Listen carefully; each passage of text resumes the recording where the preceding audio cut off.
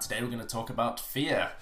Good old-fashioned fear. So I had issues with this in the past. There was many things that I refused to do in life and business, but I've come through that, and I now treat fear as a false emotion appearing real. Yes, it's very clever what I did there, but that's basically how I refer to fear.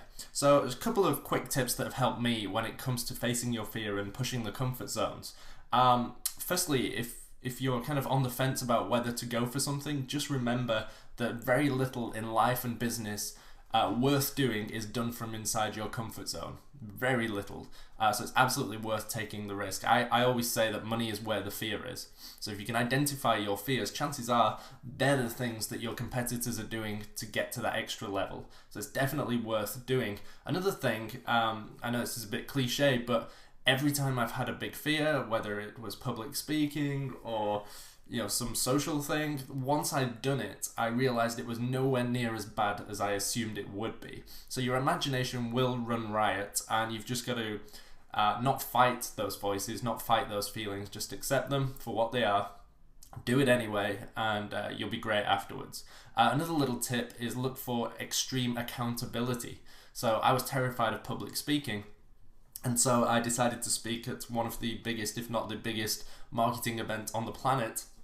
It was going to be recorded on DVD. I kind of made a promise to Yannick Silver that I would do that, and thousands of people, including friends and family, knew that I was going to do it. So I had huge accountability. So there was nights when I wasn't sleeping, but I knew I had to do it because I had that huge accountability.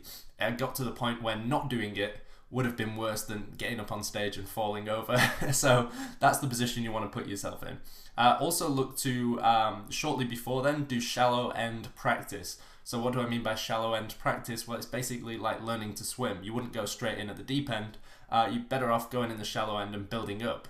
So in the public speaking example, I did this by doing webinars first. I did audio interviews and stuff like that. Yes, I was still nervous, but it was nowhere near as bad as actually being on stage. So look for your shallow end practice. When I was doing skydiving, I did it in tandem. Obviously I wasn't going to fly the plane and then give someone the controls and jump out of the plane on my own. So I did it in a very safe way, tandem with an instructor. So that was my shallow end practice for skydiving. And the final thing I'll say here is, ultimately, when it comes down to it, people really don't overly care about you messing up. Like, people are consumed by their lives. They're focused mostly on themselves, and I don't mean that in a rude way, but it's just a fact. So often, a lot of these fears can come from worrying about what other people think.